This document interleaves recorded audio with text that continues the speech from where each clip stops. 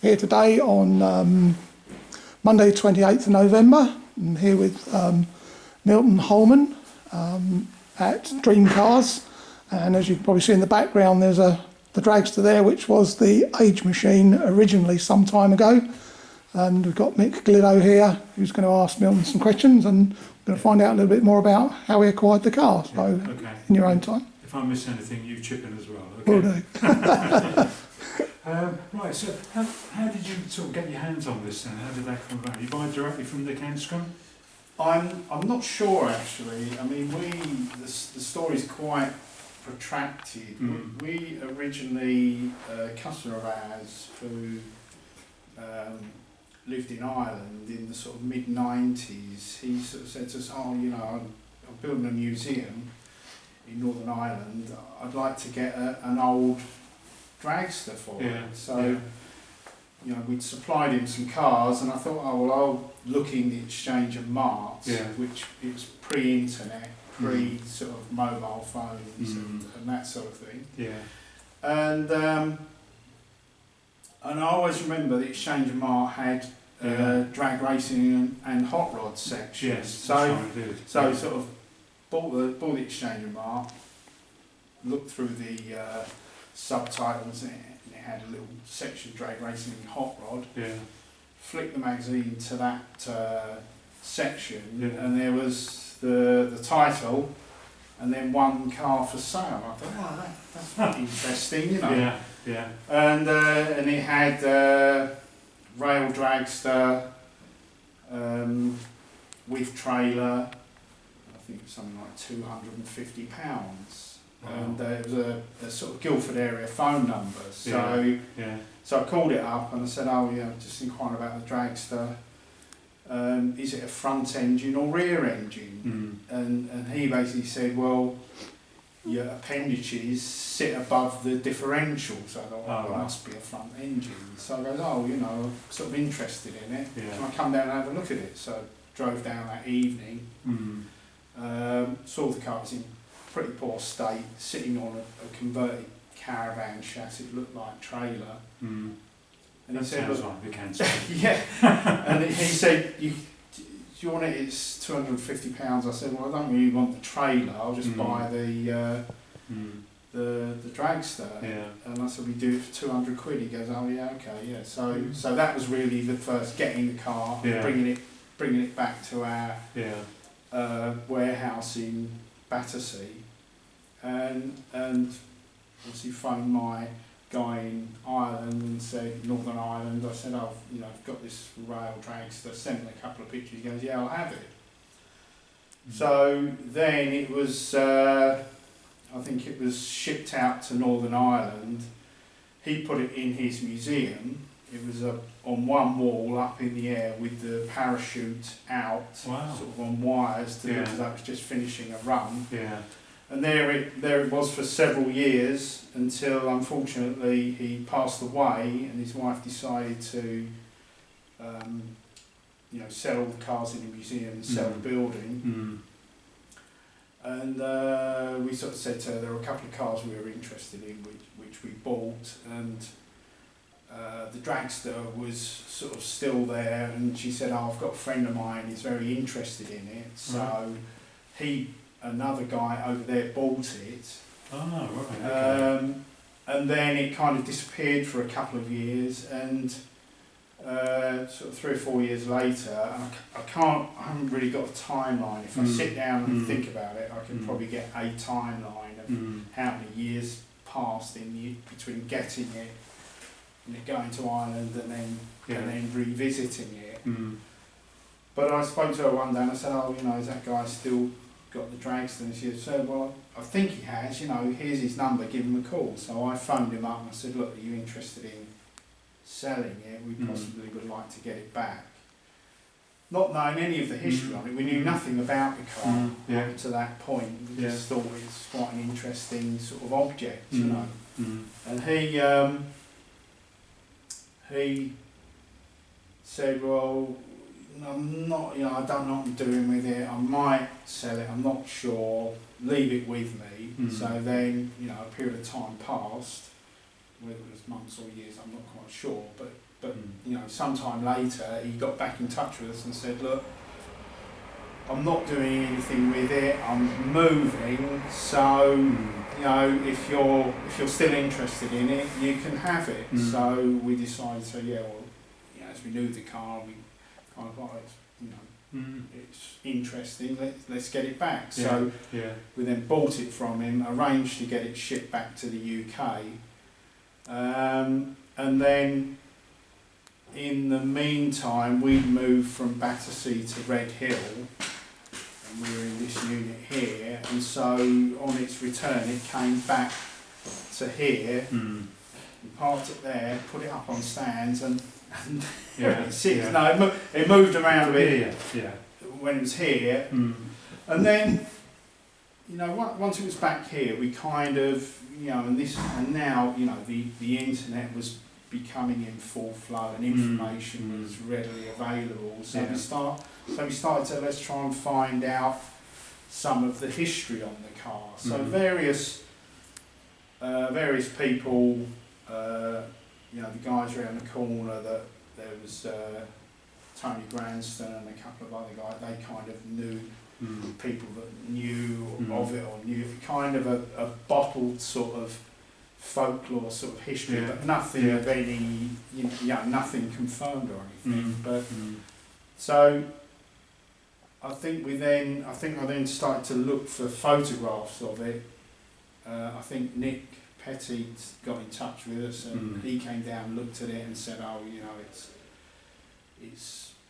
I'm not sure if he said it was Red Baron or Age Machine, or Bruce Brown's, or who had owned it, but we kind of we started to get a lead on some of the, you know, and the chassis, the rear of the chassis behind the cockpit is quite distinctive in the push bar and the framing. So I've kind of always used that as a first visual point. If I've looked at a photo on the internet and found what I think, oh, well, that kind of looks like it's got a small block in it or a big block in it, and it's got the same sort of covering over the driver's area. I sort of thought, oh yeah, maybe that could be it. So I've accumulated probably 30 or 40 pictures of it over the years, and you know, kind of established or been given hints and leads as to its origins and where it was built, where it was raced, who raced it, who the owners were, and really where it kind of went and how it led up to the latter part of its racing life, which was when it had the flathead in it, which is what we got the car with. And you know, so in that sort of timeline, we kind of thought, oh well, if we do it, I kind of like the flathead, but I wanted to try and go back to its original small block configuration. Although I understand in reading various sort of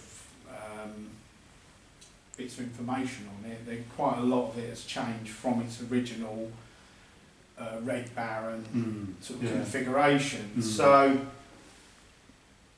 you know, time, money, and just other things. Obviously, it hasn't really progressed any further, other than it's here and we've accumulated bits, and it's a good talking point, and it's got quite a lot of history to it. So really, that kind of, there's a jump in time period, probably up to more or less today, where it's as it is, and it's sitting here, and it's normally covered in parts, and it just is at the side of the unit, as per most old race cars. Okay.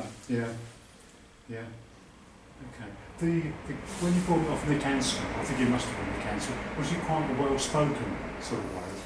I think so. I really, you know, it's a long time, probably 30 years ago, I think. So I'm not sure, but yeah, I mean, he just, oh, there it is, you know, it was in a field or at the back of a field, just sort of on the trailer. So it was fairly straightforward to get it, but he just said, look, I mean, that does sound what like he said to me, I cannot remember.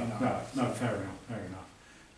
because I'm trying to track him down because one of my other hobbies is genealogy. Oh, okay. So, and you can get sort of access to public websites about where people were born and all the rest of it. But of course you do find people, there's more than one person with that name. Yeah, yeah. So anyway, I've got some addresses of Anscombe's in sort of Surrey and Hampshire, and I've written to all of them, and no one's come back to me. Wow.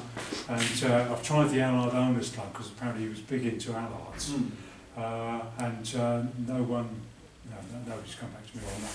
Come back with other things, but Yeah. so I mean, your part of the story is actually going to be much bigger than Nick Anscombe, simply because I can't get hold of him and find out a bit more about the story. Yeah.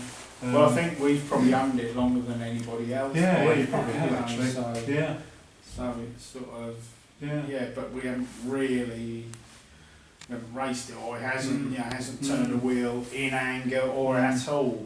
So it's it's kind of as you see it as an object sort of thing. Yeah. Well, even as it is, it's an object of interest, definitely.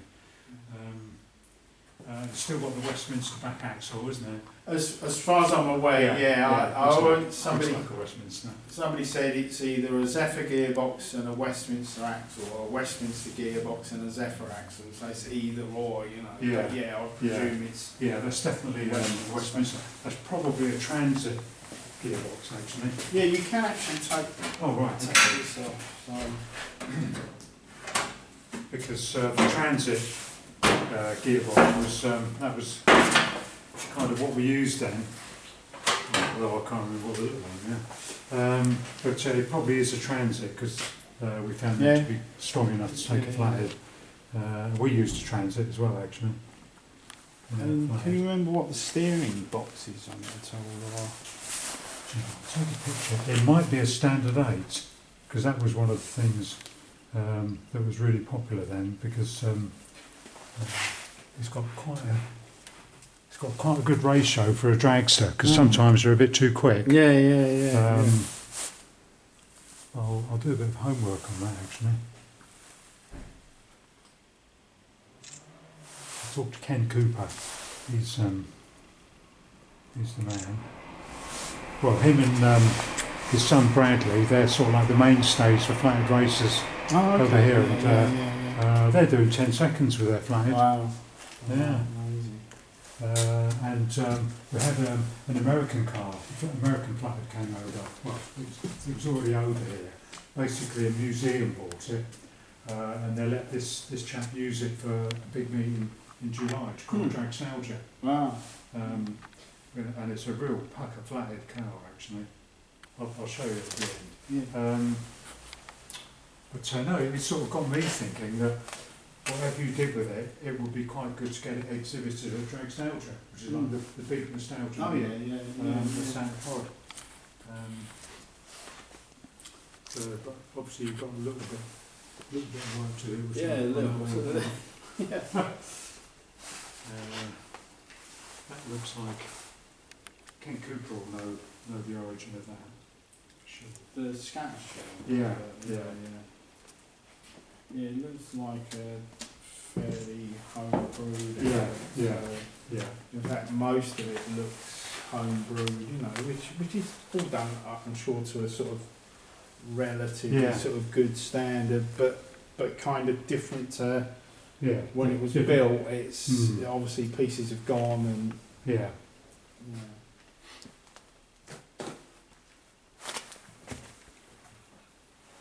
Yeah, I mean that master cylinder, that looks like an original bracket actually.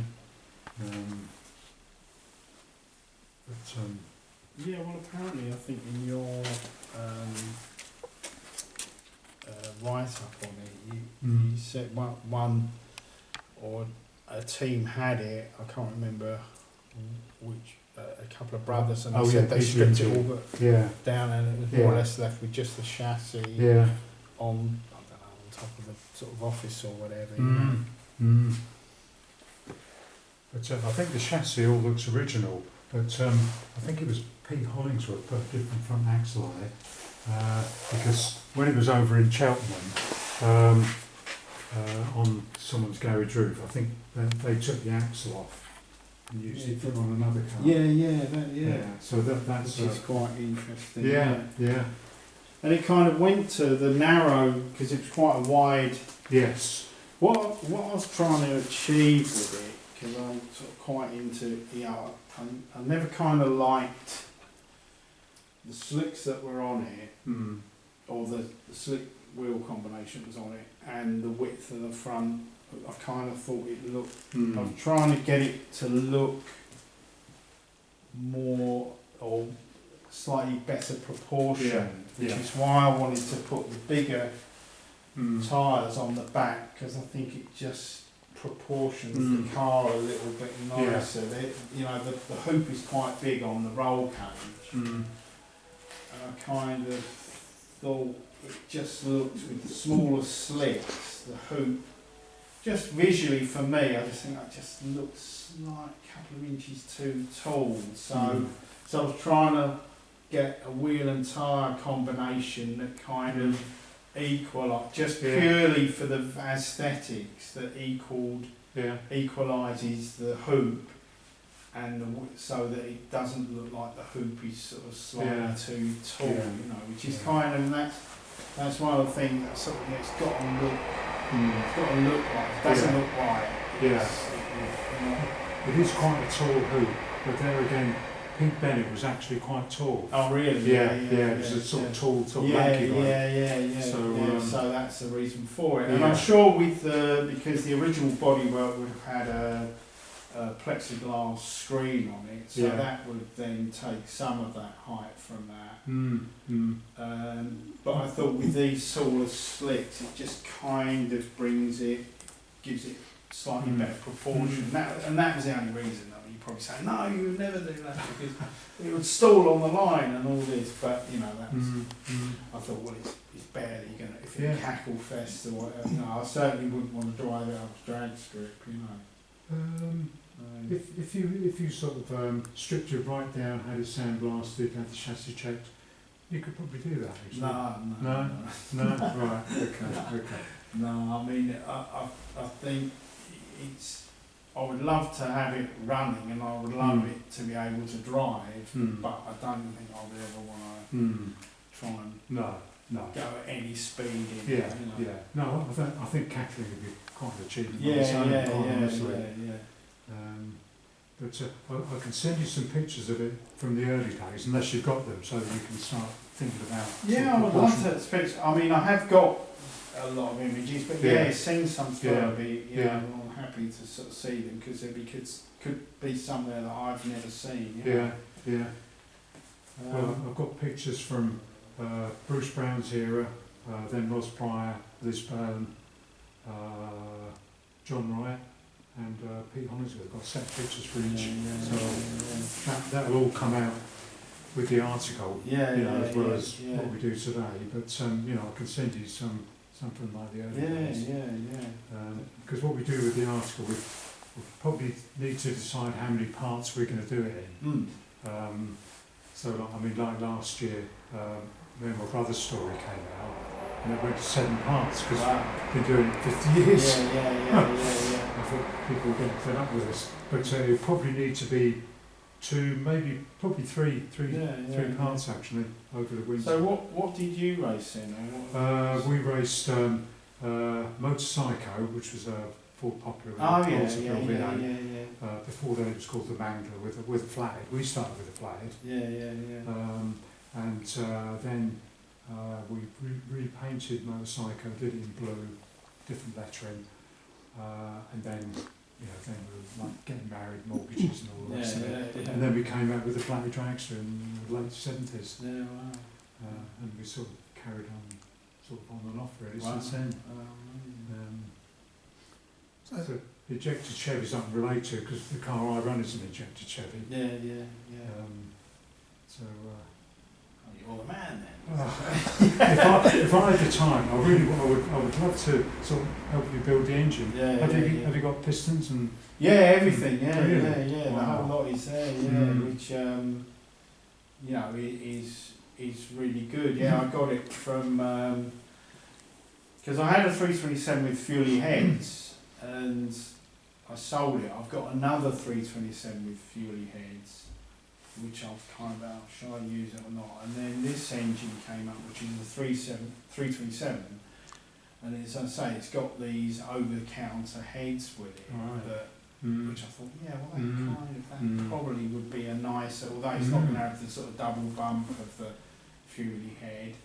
I thought it'd be interesting that they're an over-the-counter head and not an issue on the car. You know, that'd be quite an interesting story with them. You know? Yeah. And then I was going to put. So I just did well, the 327. I did a 350. I just put roller rockers on the 350. Which I think I would probably do on this, put roller rockers on it, and then still not have it wild or anything, but I just think it'd be quite nice. And then I've got a gear drive, but then I thought with the mechanical drive, you can't really fit I've got a Pete Jackson gear drive, but I don't, because I like the whine of it, but I don't think that will go on behind the fuel, the pump drive for the injection. I've got a gear drive on mine actually. Oh really? Yeah, it's comp cams gear drive. That came with the engine. I bought a second-hand 350. And which had all sorts of claims made for it. And then when I had it part, I created it and the rest of it. It's running all right at the moment. Anyway. So you would get a gear drive in there. Oh, okay, that's interesting. It depends if you want to be like authentic for the time or whatever. Well, I love that. If you haven't got a blower, the gear drive gives it quite a nice sort of heavy duty sort of whine to it kind of thing. So I thought, if it's running the injection, the gear drive might be a nice addition to have, and probably give it a little, obviously it just sounds with a more positive sort of drive, not that it's necessarily better than a chain drive, but I just thought, a gear drive would be quite nice. And then I've got a little Y-hand street blower, but I just thought, that's not really going to cut it on a dragster, it's sort of, if it was what's it, like 471 or something like that, or, a proper blower, then maybe, but I think the street blower's a bit too sort of small, And then again, this is all about visual, because I want it to look, because, part of the West Coast of California culture was the visual. They were, everything had to be chrome, everything had to have metal flake paint, all the aluminum was polished. Whereas here we were more, as long as it goes, I don't care what it looks like. And kind of I'm more into that. It's got to look the part. It's got to run, obviously, but looking the part is definitely part of the sort of thing. Well, I think an injected Chevy is a great looking engine. It really is. To me, it's sort of like, it's iconic, like a blown Hemi. Milton, are these some of the parts that you've acquired over the years? Yes. So as on the sort of journey of the sort of accumulating parts to put it back to its original guise, I actually swapped a Chevy Suburban for the injection setup. So the guy who wanted the Suburban, and he had just bought the injection, and I said, look, I've got to have it. And he goes, well, I'll swap it for the Chevy Suburban. So I swapped it for a truck, basically. So, but I really loved it, so I thought, that would look amazing. Kind of thing. And then the rocker covers, the valve covers are original Cal Custom early production that I got in California. Again, they possibly need modifying, having sort of vents on them. I haven't really looked into that yet, but I'm sure at some stage, as a progression, they'll have those. The Baranis, again, I got them. I was looking for Barani wheels because that was a popular front wheel back in the old school cars. Managed to find those on eBay. They were in Scotland and they're brand new and very rare. So got those sent down, and then the headers were on a Facebook group, and I sort of went backwards and forwards with the guy, and I thought, well, yeah, they're polished Zoomy style headers, custom made, and I thought, yeah, they'll be a great addition to the visual look of the engine. Yeah. So a lot of it is dress up. Well, the injection isn't dress up, but the other ones are to give it that kind of period look. And then the steering wheel's an Ilco wheel that, again, I believe, I was told when it was advertised on American eBay, and it was fitted to a drag boat in the early 60s, and ran through the 60s on a drag boat, and I thought, oh yeah, that would be perfect for our car, so it's in excellent condition, and thought, yeah, that would make a good, sort of, if nothing else, the butterfly wheel will make a great addition once the car's done. Yeah.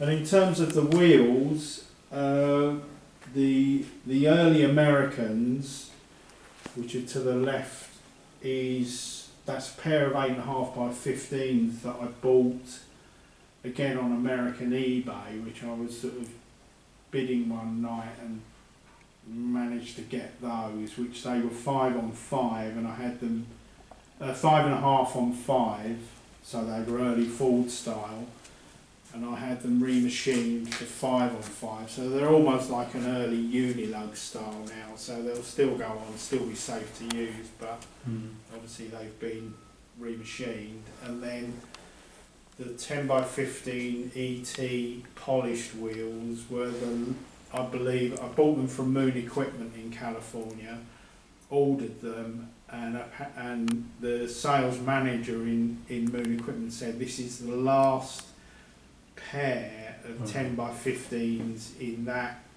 offset that ET have got, and they're not planning on making any more. So I believe they were the last pair in California that I managed to get. They took a couple of weeks to get, and then they were out at a friend's garage in California for 2 years before I shipped them back to the UK, ready to go on the car, and that was 20 years ago. Yeah. Oh, I know what it's like. The time just runs away. So that's sort of, the accumulation. That's really where the accumulation of bits has got to thus far. Yeah. And the only thing I've really done on this car, which you could say it's sacrilege or not, it had a 5-point cage, it had 2 additional bars that had been put on it, and I hated them because the curvature was slightly wrong. Yes. So I just wanted to go back to that original kind of look, so I chopped them off many years ago. Yeah. No, I remember that time actually, because we had to have an extra hoop put on our roll cage. It's horrible. Because people did it as like an addition to what was there before. Yeah, well, it did look okay, but I just thought, I'm never going to raise No, I don't blame you. That's much more period correct. So that's kind of the full story,